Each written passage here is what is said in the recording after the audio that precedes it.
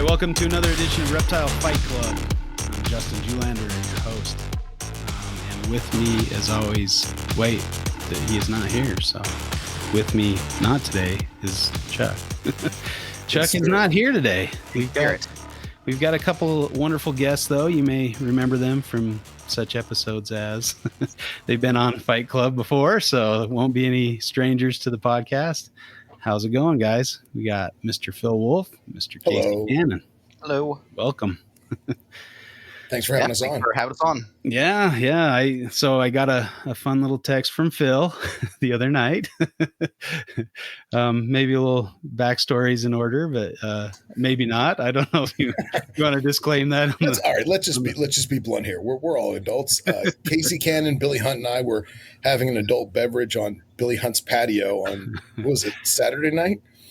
And we just started talking about taxonomy, and I said some things, and Casey said some things, and Billy laughed to himself, and we're like, we should fight about this. So I, with no apprehension whatsoever, texted Dr. Julander, hey, Casey Cannon and I want to fight about taxonomy. And the next morning, luckily, I got a response. So here we are, right, Casey? Yeah, right. Hey, I like the passion. I like, we're gonna get into some good stuff. And I've got my feelings. Of course, the disclaimer, none of us are taxonomists, so this is all fun and games, but hopefully we don't offend any true taxonomists. But hey, if you're offended, then maybe you need to grow a thicker hide. Look, we're still going to read your papers. We're still going to love and cherish your papers, and we're going to preach about them, whether we like them or not. Well, some of them, yeah. Some I don't get too warm, fuzzy feelings about, but yeah. I guess that's the fun. But again, this will be a fun thing. So thanks for being on, guys. Life treating you well? You getting any reptile activity lately, or much? No, not a thing, man. I still got geckos that are cooling. Mm-hmm. I went later, and I decided not to cool cerastes because I feel like I've only had them a year, and I want to give them another year and make sure that things are going correctly, and we'll just leave it at that. Do they take a while to adjust to this side of the globe, or? Not that I've ever experienced, but this is my first time really, this is going to sound horrible, but really caring about them, because when they are set up right, they're so freaking hardy. They're bulletproof. Nice. So this time I'm really feathering temperatures and feeding them more than I probably normally would, just kind of get some weight on them. And I changed my hydration practices completely. So they've only drank twice in the past since July. Yeah. So I'm really limiting moisture, limiting water, and we'll see what happens. Nice. Yeah, I've always liked the cerastes. They're cool. One of my favorite rattlesnakes is the sidewinder. So, anytime you have that kind of convergent evolution type thing, it's pretty sweet. I'd never seen one in the wild for the longest time, and I'd looked a few times, and granted, it was kind of like passing through, and I'd swing by through an area, like dragging my family out in the desert at 3 a.m, looking, for reptiles in the middle of nowhere. My wife's freaking out, like, where are we? This looks sketchy, And I saw, a couple plastered on the road, but I hadn't seen a live one. And then I did a couple trips down to Southern California, and there was no shortage of sidewinders. I probably saw 20 or 30 in my first trip. And so it went from 0 to 30 pretty quick. And then this last couple times I've been down there, the plentiful supply. I don't know how I didn't see them before, because I was in some of the same areas. It's like they're everywhere out here. You almost like, oh, it's just another sidewinder. You're like, what am I saying? Yeah. Get out. It's like Nerodi in the Southeast. Yeah. And I was rolling along, and I noticed there was a car on the side of the road. I'm like, oh, some other herpers. So I'm like, stop by. Hey guys, what's going on? And the guy turns around, and he's holding a sidewinder. He's free handling it in his hands. And I'm like, oh yeah, you guys have a good night. I'm out of here. I'm not having anything to do with you guys.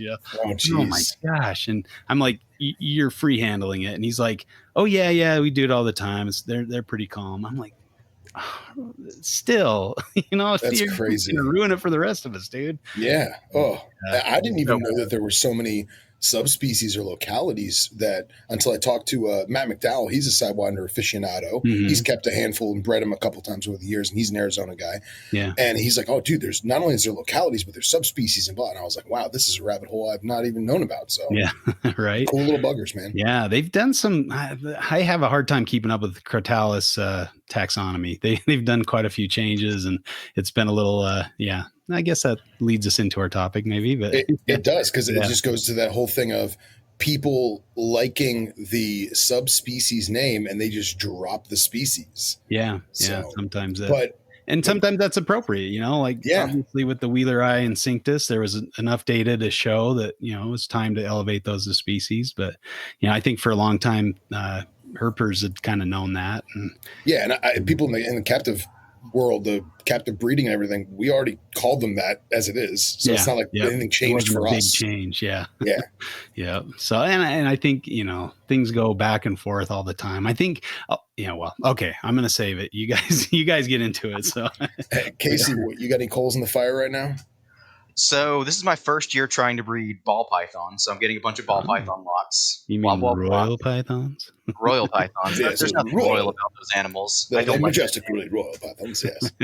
But yeah, I mean, I cooled down some Sanzinia boas. I cooled down the Brettles pythons. Mhm. I'm in a new room right now, and I don't know how to work that room like I knew how to work my old room. So Mhm. I'm not really. It's too hot. It's way too dry. I mean, I'm seeing stuff cuddling right now, but it's March 3rd right now, and I have not seen a single Brettles python lock, which is bizarre for me. Yeah. Like, any idea? Just the room you're thinking, or? I think the room's just too warm. Mm, Because I mean, I know people say like, oh, you have to get things into the rhythm of the room. I think that is a more complicated topic than people say, because I could bring in adult female Brettles pythons into my old setup in like this time of year, like April, May, whenever. I'd have eggs this time next year from her. Mhm. The problem is I don't know how to work this new room, so I'm having a hard time with like established older animals that just don't like how hot it is, don't like the look. I don't know what they don't like, but I'm also having an issue where I think I've kept my males too skinny. You think it might This just year, be I'm having to like new feed spot? males while I'm doing this, because I look at them like, you guys are way too thin. Yeah. But I know how dry it is in there because I'm having issues with, especially like my male Sanzinia boa and my male Sonoran gopher snake. They're having issues in that room where they get stuck shed on their eyes, like they get eye caps stuck on them. Yeah. So I know there's just an issue there. So I got to figure out how to cool it down a little bit. So I hope I get some Brettles pythons, because that'd be really embarrassing for me if I get ball python clutches and no Brettles pythons. Yeah. Like, I literally set this up to be my biggest year ever. I had like multiple blue tongue skink pairings. I only got 2 females locked with them. I have no idea how to read those animals, so maybe they're gravid, maybe they're not. I'd be amazed. I'd cry if I got baby blue tongue skinks. Like, I would cry. Yeah.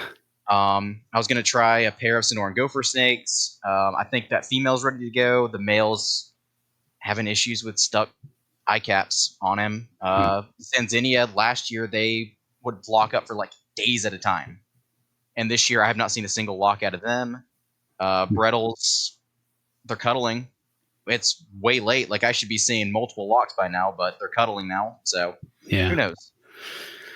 Yeah, that's, I don't know. I feel for you, because that was my year last year. We moved and I built my new reptile room, and I'm really happy with it. But there are some things I'm still learning and trying to tweak. And it's almost like it's too hot in there. I've got it too well insulated. But I can also open a window and let in some really cold air in northern Utah, so it's not too hard to cool things down if I want to. Yeah. But I usually have to run the AC pretty much all summer. So yeah, it's kind of a, yeah. And none of my carpets went last year, but I know I've got a gravid jungle female and hopefully a couple inlands. I've paired them up and saw some locks, and so hopefully that's the case. And I'd like to have a couple other carpets go as well, but we'll see how it goes. You never know till the eggs are on the ground, I suppose. But I mean, my jungle female is about ready to pop. She looks really big. And then I've got a couple aspadites. My female blackhead, western blackhead, is very large. She's getting close. And then a female woma. The eggs are actually approaching, moving down and getting ready to be laid. So I'd expect those pretty much any day. So hopefully it'll work out. That's the issue of that room, though, is the second I turned on the heat, that room went from like 40 to 60% humidity to like 10. Like, you can make beef jerky in that room. Yeah. Yeah. That's so even for species from a very dry environment, like most things I keep, Mm-hmm. I keep the more wet species in racks, so like I'm able to just to pour water on the cypress mulch. Yeah. Yeah, that's helpful. Yeah, I mean that's the story of the life down here in Utah is just very low humidity. It's very crappy, but in some ways, but in other ways it's kind of nice. Yeah. I think some species adapt better to that or do better in, no humidity situations than they do in very humid situations. So, especially if you're keeping desert species, but I don't know, listening to Ron St. Pierre though, I've kind of rethought that with all the, dew and talk of dew point and that kind of thing. I've been spraying some of those desert animals at night, getting them that moisture in the evening or in the morning, that kind of thing. But yeah, eventually when I have the Pseudocerastes all set up in like a real enclosure, because they're in crap now, but I'm waiting on cages from Black Box, and when I do, I think I'm going to put a Mist King on them for like 4 seconds every day, 25 minutes before the sun comes up. Yeah, right. So they just can a little, get that. Yeah, because it's going to get over 100 degrees in there by 9 a.m. So it'll just sap that out.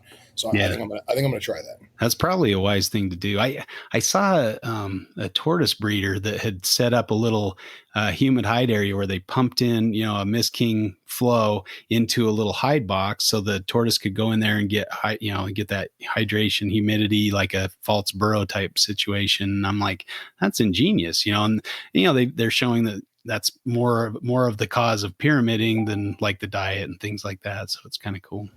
Yeah, that's awesome. Yeah, I was actually thinking about doing like a fogger, like I can't remember who makes it, but the one that has the clear hose, it's like an accordion hose. Do the fogger, but have it come in at the bottom, so it's just a layer of fog on the bottom, so it like sticks to rock and stone and stuff. Yeah, maybe for like 5 or 10 seconds, just to get the fog in there, and then stop. Yeah, see what condenses into dew. Yeah, get that kind of layer. I mean, anytime you wake up in the desert, you're oftentimes coated with dew, and that's very important, I think, to those desert reptiles. So yeah, I've been thinking a lot about that ever since I heard Ron's episode. I need to figure out how to make it practical, so you're not having to buy a Mist King for every cage or something. That might get a little pricey. I can imagine. Well, you guys ready to do some fighting? Yeah, let's kick the tires and light the fires. Okay, sounds good. Let's go ahead and do the traditional coin toss to see what side you get, pro or anti-taxonomy. That's what we're going to be chatting about today. Whether taxonomy is just a load of dung or if it's actually a wonderful institution. So, all right, who wants to call it? Casey, call it. I think it always is heads, so let's do heads. Okay, that's interesting because Chuck claims it's always tails. So. And it's tails. So, Phil, you get to choose what side you're going. I'm going to take the pro. I'm going to take taxonomy is awesome. Okay, taxonomy is a wonderful institution. I'm going to play the part as a belligerent anti-taxonomist for this, I guess. You need a long mustache so you can curl it. Yeah, the anti. Oh, see, Phil, you picked the wrong side. You got the I know. All right. Well, I guess you can curl it in anticipation of supporting taxonomy. Maybe the taxonomy is the ill institution that's the evil side. All right. Well, as the coin toss winner, you get to decide if you go first or second. Phil, you want to lead? Casey's going first. Oh, I'm going first? Okay. 100%. All right. 100%. All right. I think the biggest thing people need to remember about taxonomy is that it's not a science. It is a system of classification that uses science, human opinion, and like a general idea of how animals look and how animals act. So much of it comes down to the opinions of scientists, and it changes all the time, to the point where the whole idea of taxonomy, when it was created in 1758, was we'll all talk about the same animals, and we're all going to know what we talk about because we're all going to use Latin, and there'll be no confusion, and we'll know exactly how how related to each other. And the problem is it doesn't do any of that. Where you read a piece of paper from, 30 years ago, and they'll be talking about, for some reason, all Antaresia are Liasis.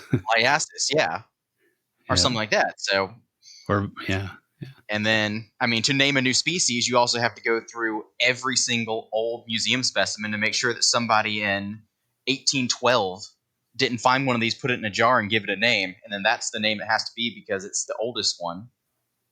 And I mean, the way you the way you name a new species is what it has to be published and sent out 100 different places, 100 miles away from the place the paper was published at. Isn't that how it is? That's like I the think, old. Again, this is from yeah, 1758. I think it has to be distributable to people who are interested. You know, it can't just be you publish it and hide that away in your closet or something, right? It has to be freely available to other people interested.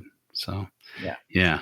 That can, and back in the day, it posed a big problem. Now it's really easy, and you can make up your own journals, and you can have your own, you you peer can steal reviewers. something and name it after whoever you want to name it after, and Your dog, for instance. yeah, you name it after your dog or your favorite high school English teacher or whatever. Yeah.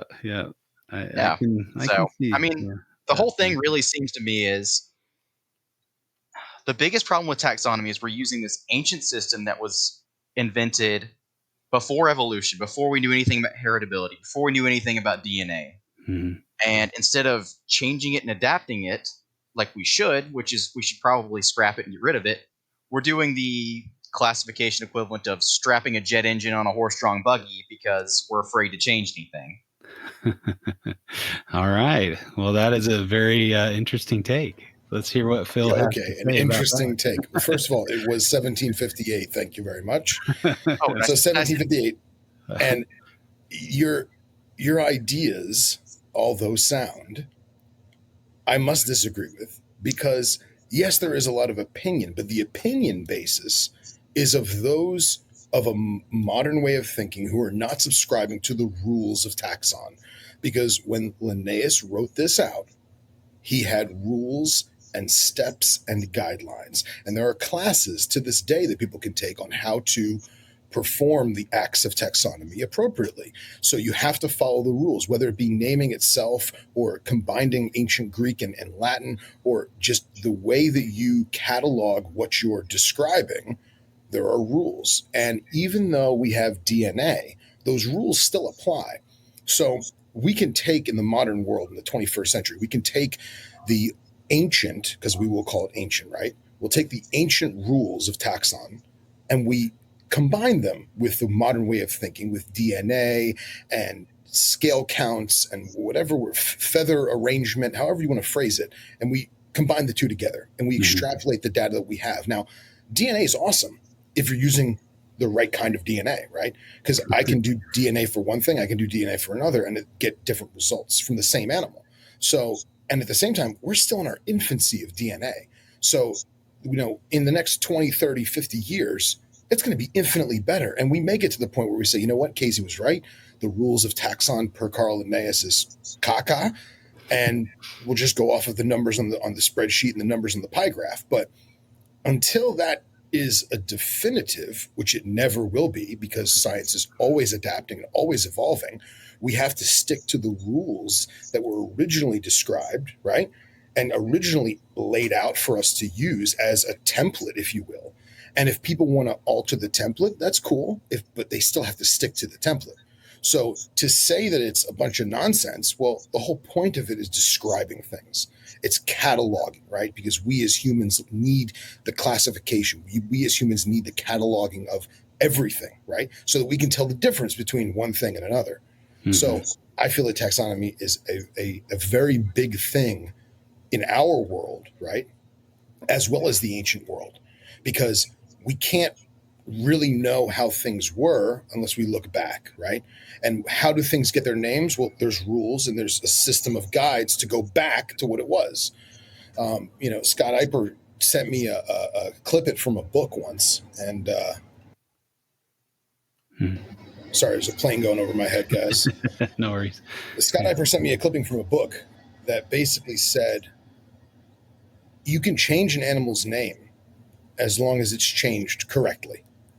And that is paying homage to the first describer or paying homage to the person that discovered it. And yeah, you can name it after someone's dog, but that's not part of the rules. So if we change Bufo to Ranella, the reason why we changed Bufo to Ranella is because Ranella was the first name. And now we're going back to the original because we've decided that it's completely different and we're reclassifying it. So yeah, there's a lot of opinion in there, lumpers, splitters, all that jazz. But when it comes down to brass tacks, there is a template, there are rules, and they must be followed to be done correctly. And we can add DNA and add modern science to that. Yeah, one of those examples that I was kind of excited about, but that I had to lose that excitement was the Owen Pelly python, where they did the new work, found out it was kind of more aligned with the carpet python clade, gave it the cool name Nawaran, which is the Aboriginal name for the Owen Pelly python. But then another group came out and said, nope, you can't do that. You got to go back to Nyctophilo python, the big, long, weird sounding name.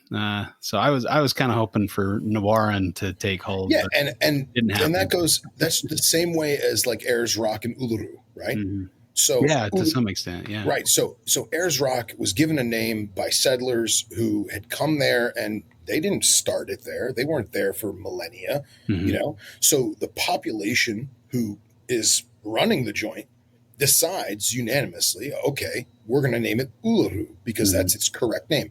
If something like that happened in taxonomy, I wouldn't be against it. Yeah, it broke the rules, but if everyone's in agreement with it, rock and roll. Yeah. But then it goes to that's everyone's in agreement to it, following the same guidelines. And trying to get everybody to agree on one thing is very, very difficult. And I think that was one of the problems is that the Nyctophilo python was named by Wells and Wellington, who were seen as kind of outsiders and usurpers to the Australian taxonomy. And so a lot of Australian taxonomists kind of ignored a lot of the names that they proposed, even though after a while most adopted, and they're generally widely used today. But yeah, it's a tricky thing.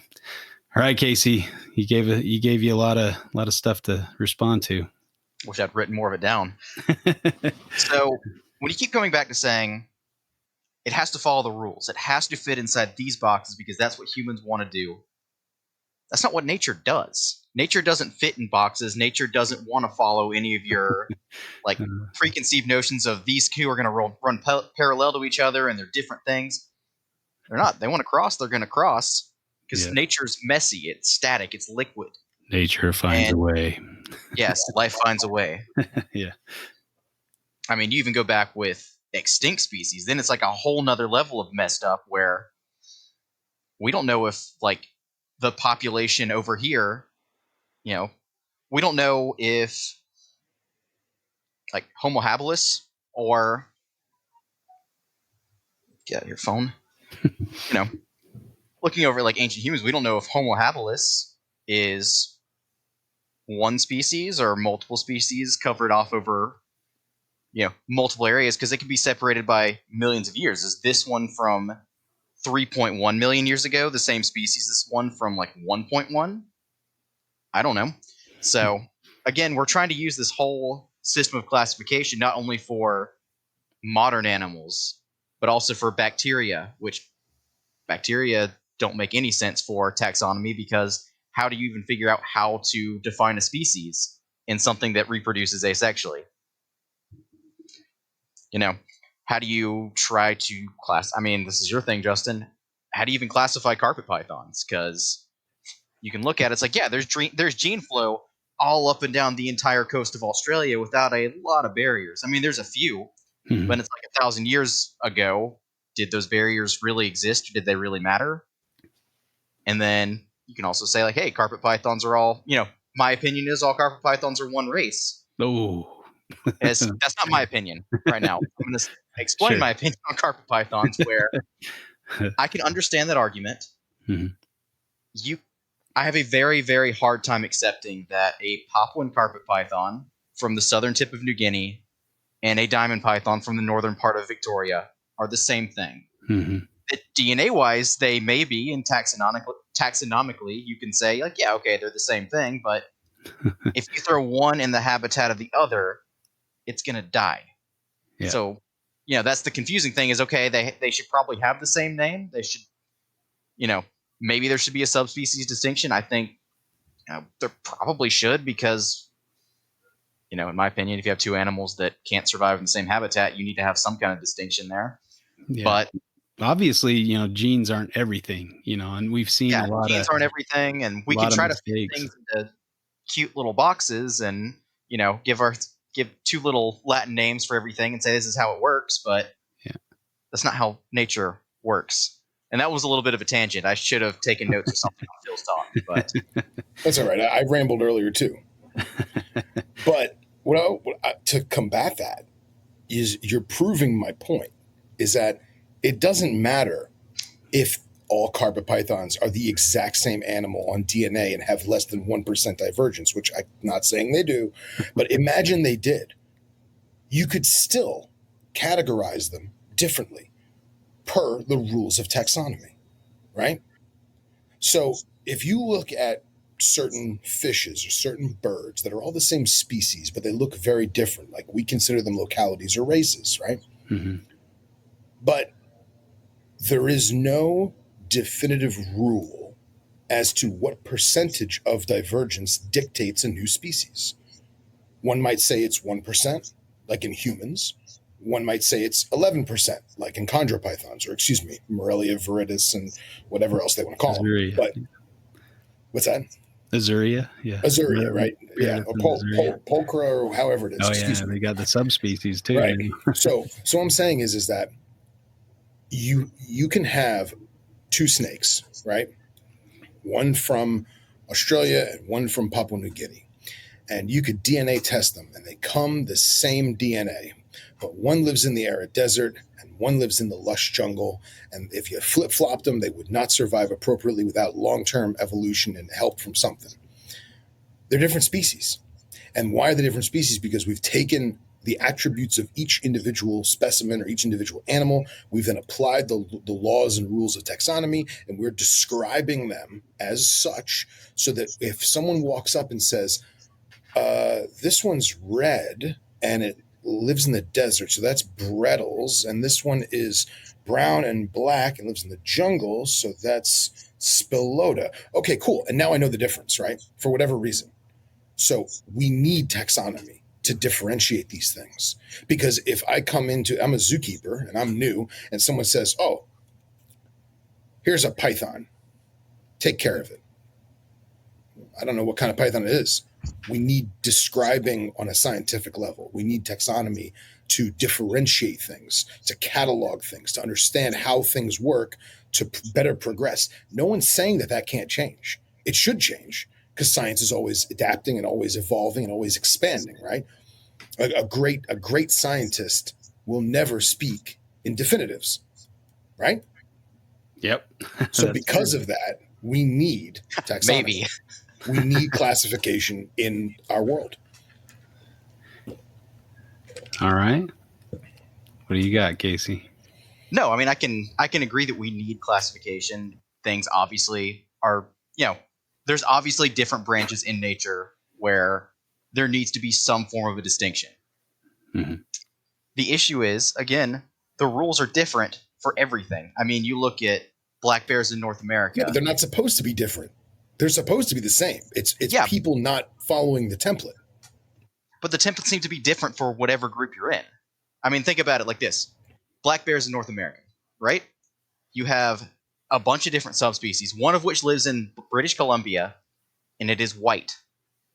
That is the only difference between it and the other bears in that area, and it's a different subspecies. It has a recessive gene that makes it white, and it is a different subspecies. Where you can have one subspecies and another subspecies from the same mom. Mm-hmm. You can say birds are different because they make a different sound. Birds in one valley make a different call than birds in another valley because it echoes better. Mm-hmm. Yeah, but you're focusing on one attribute. You know what I mean? And if the taxonomists aren't, I'm not. The taxonomists are. Yeah, but if that is their one defining thing, then dare I say, so be it. Because I'm on this side, I have to say so be it. But One thing different doesn't necessarily mean that it should be a different species, hence why it's a subspecies. If it walks like a duck and quacks like a duck and flies like a duck, but it has furry feet, it doesn't necessarily mean it's not a duck. It's just a different type of the same duck. You see what I'm getting at? Yeah, I see what you're getting at. Mm-hmm.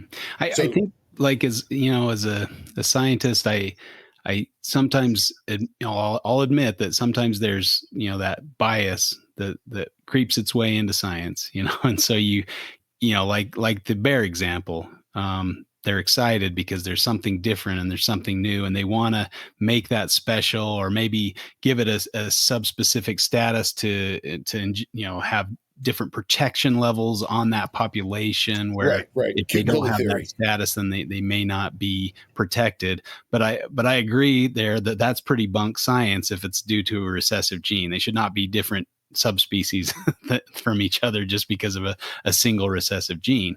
But I can kind of see, like, if you have something that has a distinctive call and it prevents them from interbreeding, because they don't recognize the call as coming from their own species, maybe that's enough to be a species. And it's a tricky and complex thing, and I think that's part of it. And I think that's one of the points Casey's making there, is that, it's very difficult to apply a broad set of rules to such specific and different things. Species or groups of animals may evolve at different rates, and so 1% in one species may not be equivalent to 1% in another group of species or animals. Insects that reproduce very rapidly may have an evolutionary, they may evolve more rapidly versus like an elephant that only has a baby, every several years, and when they're mature, that kind of thing. So obviously they're going to have a different evolutionary rate than a beetle or something that just sure. So how to make a broad rule that applies to everything is a challenge. So, yeah, but the problem is that we're the three of us right now in the case of the beetle or the elephant or the white black bear. We're talking about, and again, someone's going to yell at me for this. I don't care. We're talking about one or a couple people, humans, who are splitters who wanted to get their name on Wikipedia, or a splitter who says this animal needs to be protected, so I'm going to make it its own animal, king cobras, excuse me, and we're going to make them all protected and no one can touch them, and boom, because now they're all different species. So there could be 1,000 of those bears on this one island, and the density of population is thriving and it's fantastic. But because there's 2 bears on this other island, now all of a sudden those 2 bears are endangered because we made them endangered. We said they're endangered. And at the same time, we're not following the checklist. We just decided because of, Steve Rinella cute and cuddly theory, right? Oh, it's cute and cuddly, so we have to save it. Well, if it wasn't cute and cuddly, you wouldn't feel the same way per se, right? Some of us would. But then at the same time, they're not following the checklist, right? So is it still a duck, even though it has furry feet, or is it its own thing because it's furry and cute? I don't know. I remember using this analogy the other night where I feel like taxonomy is a lot like a measuring system, right? So think about it, like 1,000 years ago when you were going to build a house or something like that, you would say, okay, this wall is 14 hand lengths tall, and that's how you would describe it. The cubits. Problem is, we said we cubits, all have right? 3 different sized hands. Between the 3 of us, all of our hands are different sizes. So there is not the level of what word am I trying to look for right here? It's not as specific. Precision. It's not as precise. Right. Eventually we start using the imperial system, which changed with every king, where we said this is the king's foot. So every time we get a new king, we're going to use the king's foot. So you have a different foot in England and France and Denmark and all that stuff. And of course, they're conflating it, which is how we got our feet. Because, I don't think the king had a 12-inch foot, but you really want your enemies to think that. So you say, this is what we use. We use the king's foot. Yeah. So, hate to say it because we're all Americans here. imperial system kind of sucks for a lot of reasons. So I concur. eventually we jumped over to the metric system, which makes a lot more sense. So I feel like as far as taxonomy goes, we're still stuck in the days where you're using, like, okay, this animal is 7 hand lengths different than the other animal, and there's not the level of precision, there's not the exact rules, there's not anything like that that needs to exist. But there is. I mean, I like that analogy. That's an interesting way to look at it, because now we've refined our way of measurement, and sometimes we get a little fixated on the new system of measurement. So we might have gotten rid of the king's foot, but now we've got our meters and centimeters and millimeters, and so we're trying to get in there with a millimeter and measure it and say, okay, it's this many millimeters long, and you're like, well, just use meters. So I agree, right? Divisible of 36 makes sense. I get that. And Casey's analogy of using the king's hand, the king's foot, that makes sense. I get that. Napoleon had tiny feet. I grasp it. But here's my thing. We use a foot, right? So 12 inches. So now if we break that down, right, instead of doing, we're just keeping it fractions. Let's keep it fractions because I'm not a math guy. But if we use like minute of angle, MOA, right? So 1 MOA is 1 inch at 100 yards distance, okay? If I break that down, I say quarter MOA, that is 1/4 of an inch at visible at 100 yards. So now we've incorporated fractions of a unit of measurement at distance. Is it as good as metric? No, metric's way better. It's way more precise. But if we all know that 1 MOA is 1 inch at 100 yards, then we're all in the same boat. And no one's saying that taxonomy isn't on the same boat. It's certain individuals choosing it not to be. So if we go to the white bears thing, right?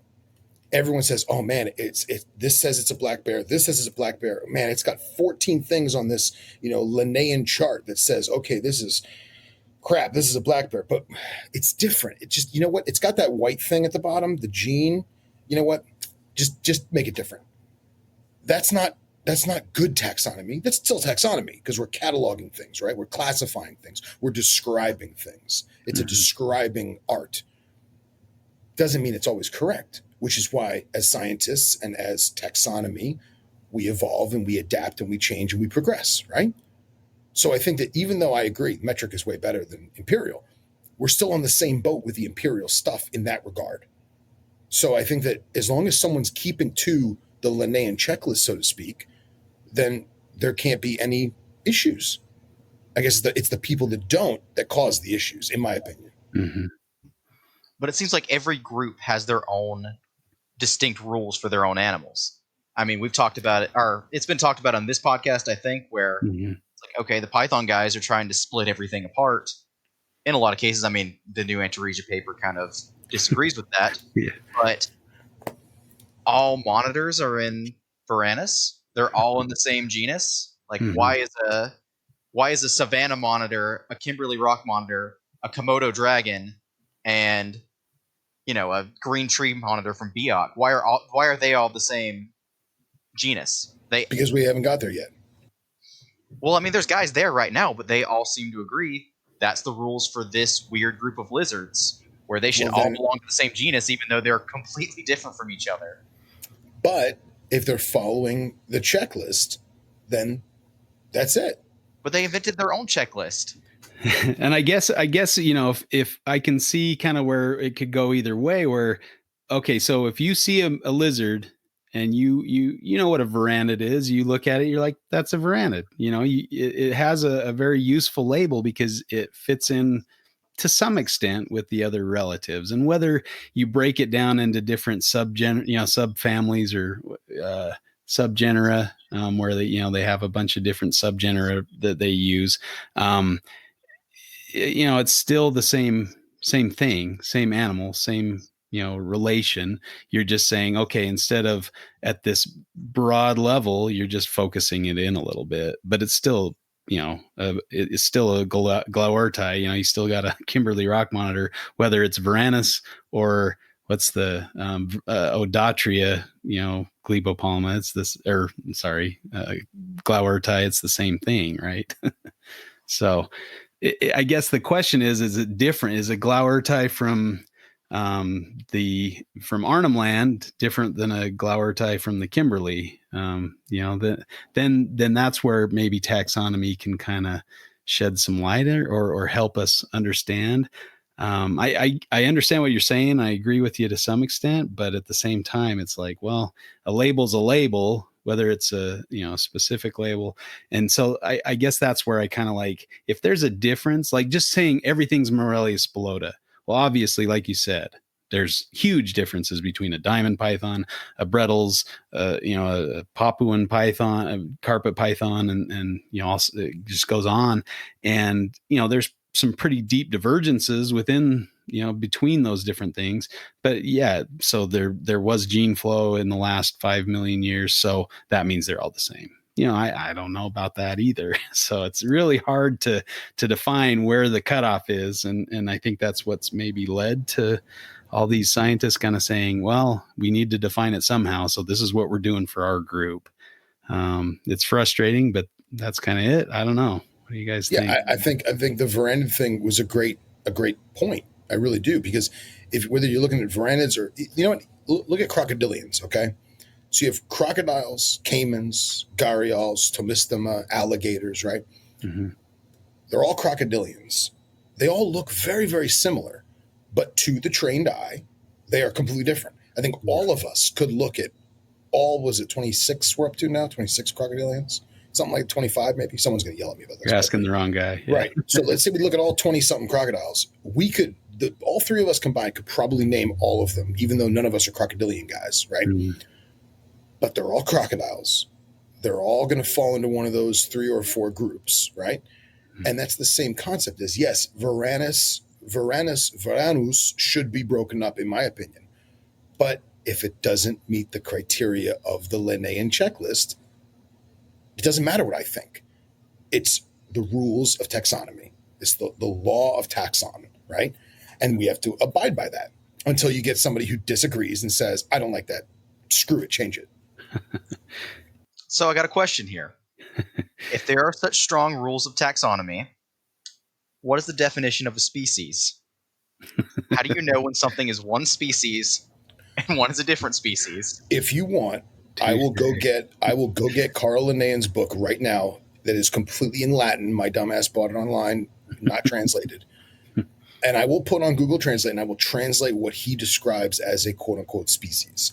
I can't do it because I'm not a taxonomist, but it's not how do I phrase this without sounding like an idiot? The person who decides to change it may be wrong until proven correct. And now, correct me if I'm wrong, but it wasn't his idea of a species that they can't interbreed, if they interbreed and have viable offspring, they're the same species. But if they can't, then they're different species. Isn't that right?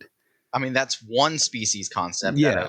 Wasn't that the original that's the biological species concept, mm-hmm. Which that even falls apart for a lot of, I mean, in my opinion, the biggest reason that falls apart is now you got to throw things together and see if they can breed and produce fertile offspring. Really, no. Yeah. We're going to turn all our zoos into Frankenstein projects just to see. Mm-hmm. But I mean, according to those rules, though, then most pythons are the same species. Mm-hmm. I mean, they have that produce viable offspring.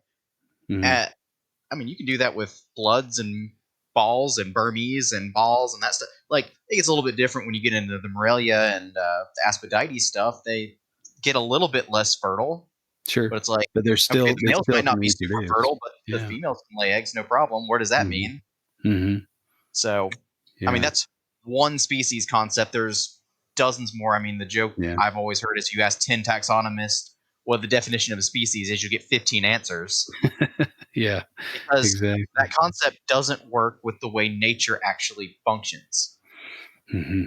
Yeah, and that's I think that's a frustration of a lot of people is, it's so hard because there is no measuring stick for what a species is, because it can vary based on what group you're looking at, based on whose idea you're aligning yourself with. And if you're the kind of the lead of your group, you're the one that kind of designates how everything's going to be looked at. And that's why it's frustrating when somebody comes in like this Antaresia paper and says, nope, all Stimsons are now children eye, and you're like, but wait a second, there's just clear and distinct differences between these things. And then they say, oh, by the way, there's an extra, spotted python species and a subspecies of spotted python. So they go in and just it's almost like has no rhyme or reason to it. They're just like, oh, we're going to split this group and there's some DNA basis for it potentially, but that's the thing is like you can kind of interpret it just about any way you want and make it fit with an outdated or outmoded species concept to be able to name something or to, I don't know. I heard the same groups got their hands on the carpet python, so that should be interesting to see what they come up with here in a short bit, but I don't know. You got the species definition, Phil? You got the No, I actually my alarm company for my work just called, so I walked away to pick that up, and okay, everything's good. There's good. nobody there. That's so good. Yeah. No, I cut the last bit of that. My apologies. It sounds good, but it also sounds like a bunch of people trying to make a name for themselves. And I mean that's what a lot of taxonomy is too. I know, but that's not what it should be. Yeah, it's not. It should be for the benefit of science, cataloging and describing species to the best of our ability, not to definitively do it, but to the best of our ability. And if it is to be changed or augmented or altered in the future, that's fine. That's science, the lifelong hypothesis, right? But guys are still going to whack it up however they want to do it, or lump it all together however they want to do it, and that's not good. That's not right. If it is proven, all right, let's do this. The Antaresia paper, right? I have not read it. I will. They did a lot of stuff that nobody liked, right? What if they agreed with everyone's thoughts? Yeah, I mean, they did agree with some of my thoughts. I mean, obviously, some of the populations of Stimson's pythons aligned more closely with children's pythons, and I believe some of the range that was traditionally Stimson's python should have been combined with children's python. But then they took it and just applied it to everything because they said, oh, it can interbreed. Well, if that were the case, I mean, we look at our genome. We've got, all these different hominids within our genome showing that in the past we mated with these different hominids. So does that mean we're all just the same species? There's no Neanderthals. Well, so that's good, because I was going to bring that up. Is that Casey brought up the whole point of evolution, right? So however many millennia or tens of thousands or thousands of years it takes to evolve, there's no reason why a hybrid couldn't eventually be its own species, much like Homo sapien, right? Mm-hmm. So it's just a matter of how long do you wait, or how long before you notice the checklist is different. Mm-hmm. Yeah, therein lies the rub, right? It's like we're taking a snapshot of what we have right now and what we're seeing right now. And then we're trying to apply things from millions of years ago that we may or may not understand how it was then. I mean, we find a fossil and we say, oh, we figured it out. But like Casey was saying earlier, is that just like some random fossil that was from a time when these two populations interbred, and then now there's a mountain in between and they don't interbreed. So obviously now, today, they're clear species, whereas 10 million years ago, they might not have been. And so, how do you weigh that all in, and how do you but what's wrong with, here's my thing. I have no problem with taxonomy changing as long as it's changed following the rules of taxon. So if you've got two species that hybridize and then a volcano erupts, and now the right side is isolated to the right and the left side is isolated to the left, and they make their own individual species, that's fine. You can split. I have no problem with that splitting up, providing that they meet the criteria, right? And if they turn out that they don't meet the criteria, but they're still only breeding with each other on their separate left and right planes, well, then they're still the same species if they don't meet the criteria. And if you want to add DNA to the criteria, that's cool. Do it. But that shouldn't be the scale tipping fact. If I've got a checklist of 20 things and 19 of them all say yes and 20 says no, that doesn't mean that it's no. Mm-hmm. Right? Well, it could mean it's no. I mean, that's the problem is, you've got like all these different patterns and things like that. But if you find out basically they're the same thing, they occupy the same niche, they're just different colors, or they're different, sizes or whatever, all environmental factors. Maybe you do have, 9 yeses and 1 no, and the 1 no outweighs the 9 yeses. Is that but how would it outweigh it though? Like Because I'm saying, like icons, size, diet, niche, all these things.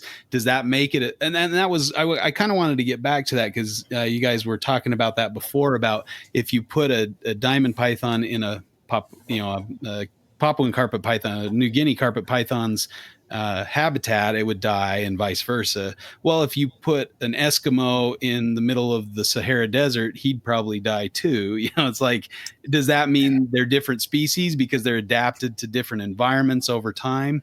Yeah, but you can't. Yeah, I don't know. You can't specify, but you can't specify Homo sapien for 2 reasons. One, because people get upset by that, insinuating that one is above another, right? But at the same time, humans can adapt to their surroundings, while as some animals physically cannot. Well, over time they can. I mean, obviously, well, that's what I'd say to that argument, though, is okay. If you took a baby from, I don't know, from Yemen, and then gave it to, like, I don't know, some of the First Nations people living up at the very top of like Northwest Territory in Canada. Is that the name of that territory? I'm not sure. Yeah, I'm pretty sure it's Northwest Yukon. Territory. Yeah, Yukon, whatever. Yeah. Yeah, if you gave it to them, that kid would probably survive. It would have to learn how to do things as a parent, just like all humans do. But if you took a bunch of hatchling Papuan carpet pythons, say you got 4 clutches of them, and you just threw them down into South Victoria, where that's all they know, they're still going to die. It's going to reach, they're going to get snow one of those years, and they're going to die. Yeah, but you're just proving my point. Yeah, maybe one hangs on. My point. Because I was saying humans have the ability to adapt. No, right? I can agree with you. Yeah. So, I mean, obviously, Florida is not the best environment for Burmese pythons, but they've adapted to live there, and they have freeze-offs, but they persist, right? Right, but it's now a completely different environment than their natural habitat. Yeah, but Myanmar is in most parts where pythons would inhabit. I've never been to Myanmar, but I imagine from what I've seen, is very, very similar in terms of terrain and humidity and heat and cold as sub-peninsular Florida. Yeah, so I don't feel like that's a fair, that's not exact. But are they adapting to a new species, or are they the same species as the ones? No, I would say they're the same species. But they're on they're on their own trajectory to something. Like they're sure. I agree with that. I mean, that's how evolution occurs, right? Is you have some split up of groups, and then they evolve on their own evolutionary trajectory, and then they become different over time. So when do we draw the line? I saw a cool study about this populations of lizards in Russia, and they took them and put them on an island, and then there was some war and they couldn't get out to the island. They came back 10 years later, and the lizards had survived and had changed their digestive tract and became basically vegetarians, whereas on the mainland they're more insectivorous, and their guts had lengthened, and all these different adaptive changes had occurred in 10 years. Because life finds a way. They persisted somehow. So I mean, those kind of things. A lot of times I think we think of evolution in millions of years rather than 10 years.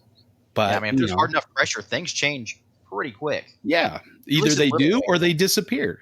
Like that's the thing is they can change, but most of the time, like Phil was saying, they don't, and they die out and they go away. But otherwise, but now if you wanted to, now let's say you had your checklist, you had your Linnaean checklist, and you took the mainland Russian lizard and it's 10 points, and then you took the island Russian lizard and it's only 8 points, and you said, you know what, their stomach's elongated, their diet changed from being majority protein to now it's a herbivore or whatever, and you want to make it its own species and it fits the criteria, rock and roll. I'm with you. You want to split it, split it. but you don't split it just because you stuck it on an island and all of a sudden now it's a lighter color because the sand is lighter and they're covered in sand and whatever else. Like you have to follow the checklists, so to speak. But you also have to look at how nature works, where evolution doesn't happen by the individual. Evolution happens by, like, it happens from percentages in a population. Say you're looking at, with those lizards, the length of their digestive system is longer on the ones on the island, on average, than the ones on the mainland. You could probably still find ones on the mainland with probably a similar stomach length. It's just, where does the average fall is kind of what you have to look at, because there's going to be big swaths of variation in most populations. It's a little bit different on islands because islands, it's not a big environment, so there's only a small range of looks and phenotypical variation that can exist. But yeah, I mean, that's kind of how I have to look at that. Is, are they really that different on that island, or is it just kind of, you can find ones on the mainland that look like that, and it just happens to be all the ones on this island, because they're on their own trajectory now, are slightly different than the ones on the mainland, even though you can still find ones on the mainland that are like the ones on the island. I don't know if I did a good job explaining that. No, I get that. I can agree with that. I agree with that 100%. Which reminds me of Lepidophyma. The yellow spotted night lizards, Flavomaculatus, right? There's a Costa Rican pocket that are parthenogenic. There are no males. They're all female, and they produce 1 to 5 clones, identical clones of themselves, every 3 to 5 years. There are other Lepidophyma flavomaculata in the southern regions of Central America that do have males. So is that one parthenogenic population a different species? No, they're the same species because they fit the criteria, they fit the checklist, but they're totally different because there's no boys, right? And they produce parthenogenic clones of themselves. So in theory, if you took out enough of that clone line, right, eventually it's all going to be the exact same DNA, verbatim, spot for spot, like cloned sheep. So is that its own species? Or is that just a divergent, offshoot? I don't even think it classifies as subspecies. I think it's just still Flavomaculatus. So there's a weird example of something like that in plants too, where it's a kind of a common one you learn in like population genetics classes and stuff like that, where, say you have a group of flowers, right? They bloom May 3rd every year. Then and they only bloom for like 4 or 5 days. You have a mutation in that population where all of a sudden they all bloom on June 2nd, right? So it's a recessive gene. It exists in the originals. So now you have a group that is isolated from the other, from one recessive gene, where there's a little bit of gene flow coming in from the May 3rd population going into the June 2nd population, but there's no backtracking. So are they different species? Where you have, like, the June 2nd population can never reproduce with the May 3rd population ever again because of one gene difference. So now they're off on their own trajectory, even though they are completely identical. And sometimes you can even have one population have even if there's like slight changes going on in one, you can still have it carry on, but it only goes one way.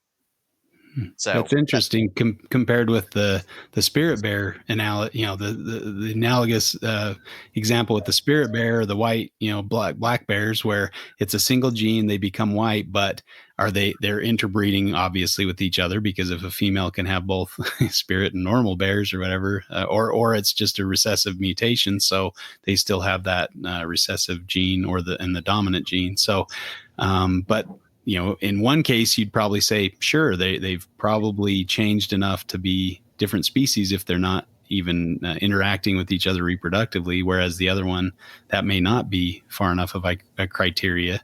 But I don't know how that would necessarily say that taxonomy is invalid, but what do you think? Yeah, I don't think that it should be a different species just because. Now, you're saying it is physically incapable of reproducing from cross-pollination of the initial genes? Yeah. So again, this is kind of like they're not blooming. it's a hypothetical in a way that's kind of thrown around in a lot of Okay. like population genetics classes. It's just it's one of those things where you get people thinking. Mm-hmm. But I It's don't like, think. how would you classify this? Mm-hmm. Okay, so Where in theory, it would still be the same plant, though. It's still the same species of plant. It's just that strain, that group, is incapable of breeding with the other group. yeah, I mean, it's weird where it becomes like an island species, even though they might be growing right next to each other. Mm-hmm. Well, Are they and the I same think color? Yeah, I mean, again, it's a hypothetical. They're purple flowers. Who knows? Okay. It's a hypothetical that's kind of gone in to teach, like, okay, this is how things can separate from each other, But it even if hasn't actually they're happened. huh? Has it actually happened? I think it has happened. I don't know exactly what species of flower it is, but it also kind of tells you how things can split from each other without having any kind of geographical barriers or anything like that.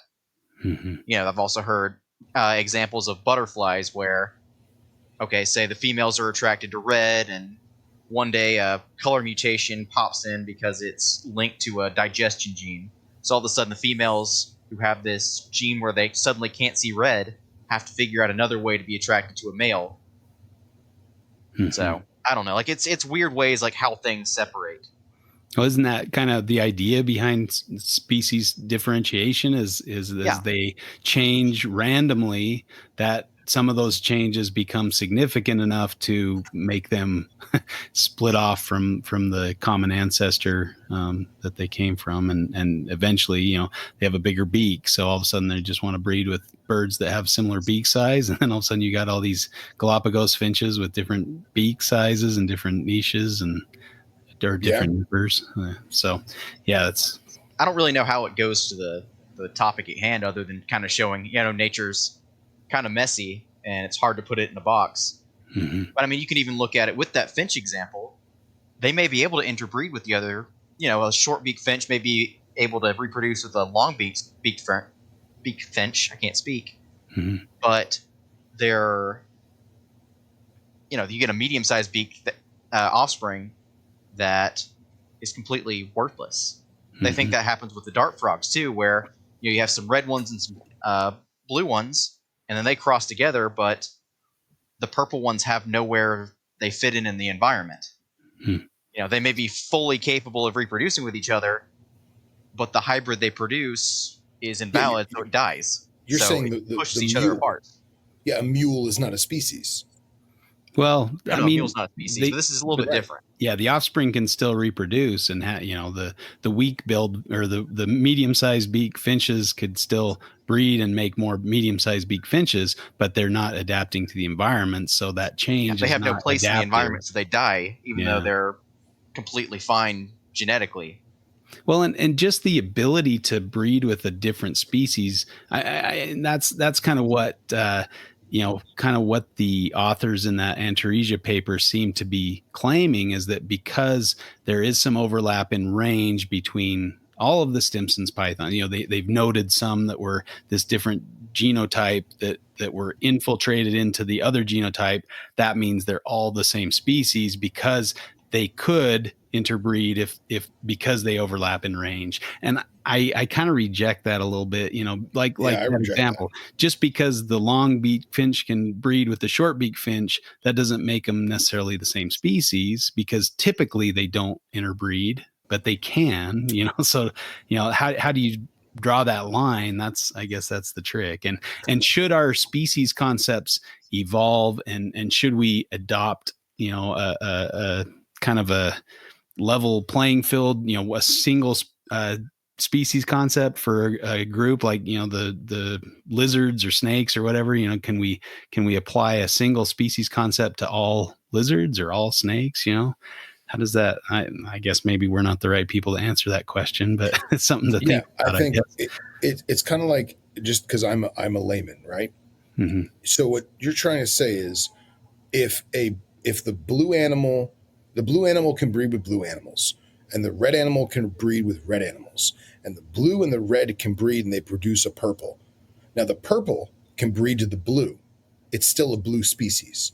If the purple breeds to a red, it's still a red species. but purple cannot breed to purple, and therefore purple is not its own species. So in this purple example, can breed to each other. Yeah. And then in this example, let's say that you have, I don't know, blue rocks and red rocks, right? And there's birds that come in and eat stuff. So the ones that are blue live on the blue rocks, they blend in. The ones that are red live on the red rocks, they blend in. They can breed with each other, at least for now. The problem is when they breed together, they make a purple, and the purple can't blend in anywhere. So if you took that animal in captivity and just raised them without the predators, they'd be fine, and you could have as many purples as you want. But in the environment where it happens, they may be completely genetically fine and completely genetically capable of breeding. They just don't have a place in the environment where they can survive. Well, and really, I think and again, this is just but they're still all the same species, right? And in that example, I mean, you need more than just a color change. There has to be something that separates the two we're obviously groups. making it simplistic as hell. Yeah. Yeah. And so maybe, if you did have a purple and they fit better, like, down in this environment. And so they moved and separated from the reds and the blues and made a third, species that was a hybrid of the two. But then they went off on their own evolutionary trajectory, found their own niche in the environment. And then they, over time, how long do they need to become a different species? They don't interbreed, because if the purples go into the blues, then they get eaten by a bird, so there's kind of that physical separation. Does that mean they're new species? And do we characterize them as such, even though their DNA hasn't changed all that much, other than the red and blue shift to purple? But sure, that could be a valid subspecies. It could, yeah. We really didn't even touch on the concept of subspecies, because there are some people that are legitimate splitters who don't agree with the concept of a subspecies, or even suborder, subfamily. They don't agree with it. Well, and if you're just looking at DNA and they're all pickled, so they're all kind of gray colored, and there's no blue or purple or red, then you're saying, all the DNA is the same, they're the same species. But the guy who's out in the environment looking at the blue and purple and red species all split off in their different environments and not interbreeding with each other's populations, although they could. They're not, because they don't venture into each other's territory very often. Maybe it happens once in a while, but are they different species, even though they're genetically very similar? And maybe that taxonomist is a gene jockey, so he says, no, they don't meet the criteria. And I think we see a lot of that, because herpers know, the behavior, or where they're located, and they're saying, look, these things don't overlap at all in the environment. Yeah, they have, like, you can find them in the same region, but they're in completely different habitats. And I think it goes to people in the new millennia are fixated with the DNA aspect of it, and it's so new to us, it's so fascinating to us that we fixate on it, we dwell on it, and we assume that that's the end all be all. So again, going back to the whole duck with the fuzzy feet, if the duck with the fuzzy feet has different DNA, it may be a different species because it's got fuzzy feet, but it's still a duck. It just may not be the same species of duck. Or better yet, someone says, hey, they have the same DNA, but they still make it separate because it's got fuzzy feet. Well, I don't agree with that. So it really comes down to the individuals and not upholding. I'm going to circle back to it because I'm that guy. Those people not upholding the Linnaean rules, or whatever we want to call them. Okay, so talking about that again, we'll look at pythons. Depending on which species opinion you use, species concept, you could say ball pythons and blood pythons are the same species. Or, I mean, there's even people in the reptile world right now, and, I mean, who knows? They say, like, look, bloods and shorttails should be their own genus. They should be their own thing right now, because they're different than anything else. They live in these isolated environments. They do the same thing niche-wise. But if you breed a blood python and a Burmese python, you can produce F3, F4, F5 generation hybrids by breeding those back to each other. So, are they different? I don't know. It literally depends on whose taxonomic opinion is going to be said. Yeah. I think it maybe just comes down to like, so if they were different genus, would it matter? Would it make them different, the same thing if they're in the same genus? Obviously that kind of gives credence to the fact that they're more split up or diverged to some extent. So you can use that and say, look, this shows how divergent they are. We're giving them their own genus, or or we're resolving paraphily, where you've got a different genus in the middle of the same genus, so you've got to resolve that.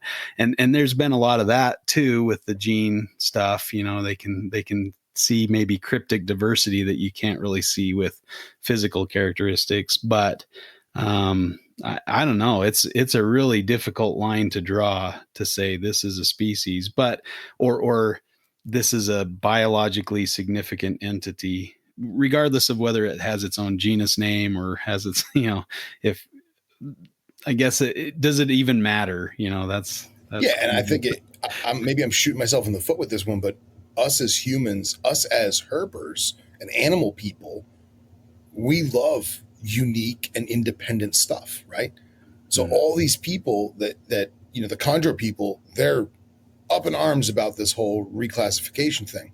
But I bet you if somebody said officially on record that, there's 4 different types of bloods and 5 different types of quote unquote short tails or Borneos or black bloods, because I'm old and I can say that, would they be happy about it or would they not be happy about it? Because some half people would be, love half it. wouldn't be. Right, exactly. Right. Yeah. Half don't like taxonomy, half might love taxonomy. I don't know. Yeah. But I think you guys have talked about this on NPR before. We're like, people love new names. People love, I don't have Brongersmai anymore. I don't.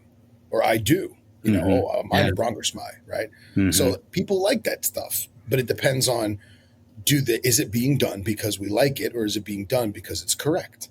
Yeah, and I guess that goes back to like, if you're learning about the animal in its natural environment and you're understanding kind of, okay, there are some subtle differences that maybe the taxonomists aren't getting. This is a biologically significant trait or whatever. I mean, I look at the green tree pythons and they're just bred every which way from, there's no, and now we know they're 2 different species and several different subspecies, but it doesn't matter. They're interbred. So they're just a mishmash of everything. But if you keep things, like locality specific, you're probably going to run into less issues than if you're just breeding it, to things that look similar, from the top and bottom of New Guinea, like, who cares? Just breed them together, when it turns out they're different species down the road, then you just have a jumbled mess. Whereas if you're kind of looking at localities, I don't know, maybe just kind of a way to bring this topic back to practicality and herpetoculture, So let me ask you this. So you keep Western blackheads, right? Mm-hmm. So forgive me for my ignorance, but are Westerns a different species than the rest? Not currently. No, they're just a locality. Do you believe they should be? They're very different. I mean, there could be an argument to say they are different enough to warrant either race or subspecific status. I'm not going to breed my Westerns with an Eastern, that's for sure. Sure. But that's the thing. Has anyone done the homework and done the DNA and done the in-depth study of the individual specimens at hand? Yeah, not even close. And that's the trick, is like there's so many things that need to be resolved, but there's limited funding and limited, resources. Yeah, because the rest of the world doesn't even know it's a python. Yeah, and the only ones who like it. And for some things, maybe there's not a lot in they discovered those Underwoodosaurus Seorsis that were out in the middle of Western Australia, and they look different. And I remember seeing them, many years ago, going, oh, that's different. That's something new. That's a different species. And it took, another 10, 15 years to say, yes, it's officially a different species. But if you're just like, it's Underwoodosaurus milli, it's a barking guy, I'm just going to breed it to my Underwoodosaurus milli because I only have one, well, who cares then? It's like, now you've just got a hybrid. So that goes to like the husbandi, right? Yeah. So it's only referenced from what I gather, and you wrote the book, so you please correct me if I'm wrong. There's no paper on husbandi. It's just that one gecko book that no one has because they can't afford it. Well, I think that husband came from herpetoculturists Yeah. in Europe. So Oh, really? Okay. yeah, and just based on like, oh, it comes from a different area of Australia, and again, it could just be a locality, and Right. calling it husband eye, is that a bad thing? Maybe not, and maybe No. down the road it will be a different species, and they'll recognize that, and that's fine too. But from what I could tell, there was no concrete scientific evidence to show that it was a different Right. species Right. Just or because you have, just because you have a darker colored, more cold tolerant millie does not necessarily mean that it's its own species. yeah. But the keepers in Europe, kept this New South Wales line going, and somebody came up with the name. Now, from what I gathered, the one book, the Unobtainium Gecko book, that's $1,000 on Amazon. Eric Mhm. Burke has one. He paid $100 for it. That jerk. Um, that's the only reference that I know that has any kind of scientific description of the husband, your husband die. So, Yeah. are people really using it? Is it real? Is Well, it not again, real? I think it's mainly used in Europe just by herpetoculturists. It's not really a scientifically used concept as far as I know. It from my research into the book, Yeah. I could have some bunch of Europeans screaming at the computer or their phone saying, "You idiot! There's clear evidence," and there could Yeah. be. So I feel like this episode is gonna be a rough one for that too. We're gonna Oh have yeah. we're making somebody mad when they listen to this. yeah. 100%. And hey, come on, come correct us, come put us in our place, because it would be nice. I mean, obviously we should have people like Dr. Loafman and a bunch of the true taxonomists that know what they're talking about. And I talked to him about the Antaresia paper, and he's like, "Oh yeah, if that was crayfish, they'd be all sorts of different species. But since it's a python, they're going to lump them all into one because of those taxonomists feel that that's the species concept they want to follow, even though it's kind of an outdated, outmoded species concept in other circles." Sure. Even probably within Python classifications, but that's what they used. And so that's what we're going by, or at least some people are going by. I kind of reject it, and I'm not going to call my Stimson's Pythons children eye, but that's just my preference, I suppose. So, hold on. Going back to the blood python comment you made, Sure. where okay, if bloods and short tails were classified as a new genus or classified as a new species of python, would that really change anything? I mean, the answer is completely no. Where they're still going to fit in the same spot on the tree of life that they have always sat on. Which, I mean, honestly, that's kind of why I like phylogenetic trees way more than I like taxonomy uses them. Yeah. But that's why I like phylogenetic trees way more than I like, well, this species scale counts here, this species scale counts here, all that kind of stuff. Mm-hmm. The problem with the phylogenetic trees is they fail the blue frog, red frog, purple frog test. That's kind of where, even in a way more refined version of classifying life like phylogenetic trees are, there's still major problems in the actual application of them. Yeah. Blood pythons fit where they are going to fit no matter what. When you actually, who knows, sequence their whole DNA and all that kind of stuff. Mm-hmm.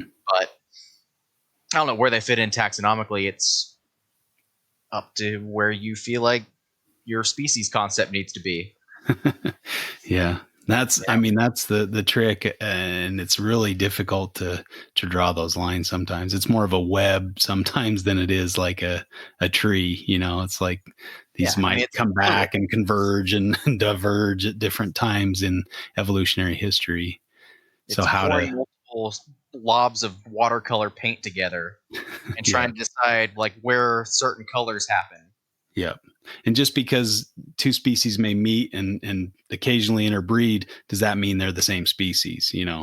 That's a tricky thing to say. And maybe back in time, they came from the same, same progenitor, but they've diverged and they've become somewhat different in that time. I heard an interesting podcast. I think it was the Aussie wildlife guys, and they were talking about the inland carpets and some of the offshoots, or different species that kind of come in contact or near contact with those, and they look very similar and have a similar habitat and things, but genetically look maybe a little different, and there's some different ideas and concepts about that. But he was talking about, forgive me, I'm not recalling his name, I'm terrible with names, but talked about how those you need to look at what's biological. No, this was a different one. This was a chameleon podcast talking about chameleon diversity in Madagascar and stuff. But anyway, he was talking about you need to look at what's biologically significant, and if that's something that's more important than DNA or whatever, then so be it. But that's really hard to define sometimes, and to make a clear division. But I don't know. That was probably a bunch of nonsense there. No. That was good, because it brings me back to Natush's thing, where for all intents and purposes, it's a green semi-arboreal python, and it was the DNA and the locality separations, the spacing, that really made them different species. Well, right? I mean, herpers knew that they were different. There was all sorts of traits. The head length, on the Beox was much longer than the ones down in the south, and so there were all sorts of those things that, like, when herpers read the paper, they're like, yeah, no duh. Anybody who knew green tree pythons well enough, and I was not one of those guys. So, but like I remember Ryan Young and Nick, of course, that's and it's interesting that it fits the same distribution pattern and split up as a lot of other things in New Guinea. Obviously, there are geological events that split things up on the island the way they did. There's crocodiles on each side of the island that key out maybe differently now and should be different species potentially. There's a lot of things that kind of follow that same thing. Cassowaries, you have northern and southern cassowary types and all sorts of things. Sugar gliders, all kinds of things on that island. Yep. Black snakes. And you find the same kind of thing, like the stuff that's in the southern part of New Guinea is also the same as the stuff that's in the northern part of Queensland. They're very genetically close. They've only been separated by about 5,000 years, 10,000 years at the most. And so they're very, very similar, and they probably should not be different genetically or taxonomically, but they're also separated by water right now. So maybe, they're not interbreeding right now. So are they on their own evolutionary trajectory, and how long does that trajectory need to be there? Because eventually they're going to come back into contact. There's going to be land between Australia and New Guinea again, and they'll have a chance to, so where do you draw the line? When is it long enough that they've been separated long enough to be different species? Yeah, but why does it have to be long enough? You know what I mean? Because we're always talking about how science evolves and adapts and changes, and you know what I mean? Like, I feel like maybe this is the wrong thing to say for this kind of fight, but I feel like Casey and I are almost both right. You know what I mean? That's the beauty of it, is the topics. Both sides have a lot of validity, right? I feel like my whole concept of having, the checklist is valid, but Casey's rebuttal of nobody's following the checklist, they're just doing what they want, is also valid.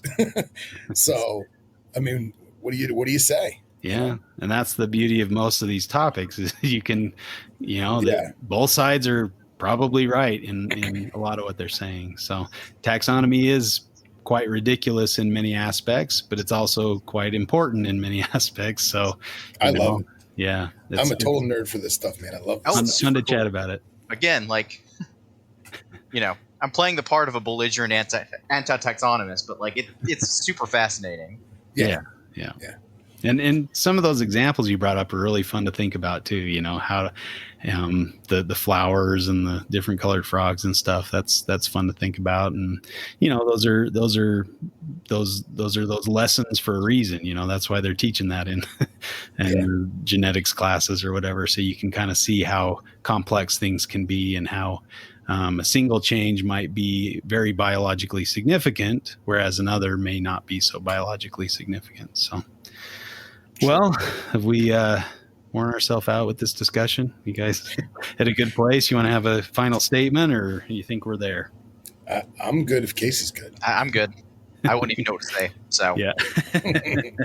I love these, discussions, these academic discussions. They're fun to do, and hopefully we aren't ignorant enough to just have everybody screaming at us, going, "You don't have any clue about what's going on in taxonomy." That's fine. Let That's them fine yell. too. Yeah. Look, they got two choices. They can either bitch and moan, or they can offer to send us to an academic institution for a lecture or multiple lectures on taxonomy, in which case we will graciously accept. Or come on Reptile Fight Club and tell Or us. come on how it Reptile really Fight. is. Exactly. Yeah. Exactly. I'll fly on the wall for that one. Yeah, exactly. Well, thank you guys. I really appreciate you coming on. This is a fun topic. It drives me nuts sometimes to think about it, but I also see the importance of taxonomy, and it does help to have, that binomial nomenclature, to have the little label that we can affix that is consistent from one country to the next, and we don't get bogged down with all these weird common names that are regional at best sometimes. So thanks again for coming on. It's great to have you guys back on, and I always enjoy your discussions. So thank you. We'll thank Morelia Python Radio Network for their support of the show, and check them out on their website, moreliapythonradio.com. Follow them on all their social medias and check out what they've got coming up. They just put out a video of the trip we had down to Arizona, so that was fun to relive some of those moments and see some of the footage that Owen got on the trip. So check that out on YouTube. That was a fun thing. Any great podcasts lately that you guys have tuned into that have kind of been impressive for you? Venom Exchange Radio. Oh yeah, I'm enjoying those. When's your next one out? Have you Sunday comes out this Sunday? Yeah, looking forward to it. Yeah, I really like the discussion with was it Kyle Vargas? Yeah, that was he's fun. great, man. Yeah, you can't get enough of him in one show. You got to do a bunch of shows. Yeah, yeah, he had a lot of knowledge. That was fun to listen to. Yeah, cool stuff. Well, way to go. You got anything, Casey? Anything? Nothing for me. I will say that Dominique's new episode where she on the Modern Medusa podcast, where she interviews Shannon Wild, is a pretty good one. I've been listening to it a lot today. I'm really fascinated with wildlife photography, so getting to hear something from someone of that caliber, it's really awesome. She does a good job. Casey's got a crush. She's married. I know. Back off, Cannon.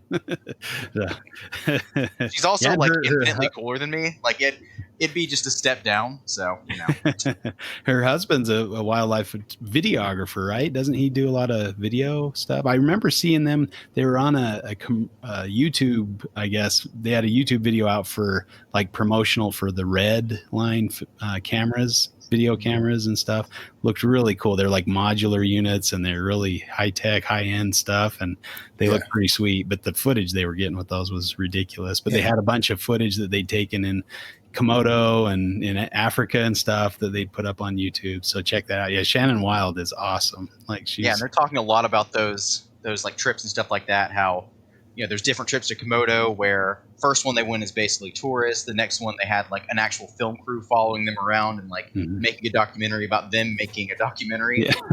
Yeah, pretty cool. I'll have to listen to that. I haven't heard that yet. Dominique's doing some great work though. She's she is. Yeah. Well, cool guys. You want to throw out your contact info or? Well, my name's Phil, and you can find me at knobtails.ig and on the Herpetoculture Network. Snakes and Stogies is a live podcast every Monday night on the Herpetoculture Network. So check it out. Fun stuff for sure. How about you, Casey? Yeah, I'm Casey Cannon. You can friend me on Facebook or go to Cannon Fire Reptiles on Instagram. So, awesome. Yeah, that's about it. I don't have a podcast, nothing like that. I commandeer different people's podcasts. You're on podcasts enough that you might as well have your own. Yeah. Well, I guess you kind of you're involved with a lot of good stuff. So thanks for coming on here again. Check out Australian Addiction Reptiles. That's my website. I actually updated it recently. So nice. Is the shirts and swag available?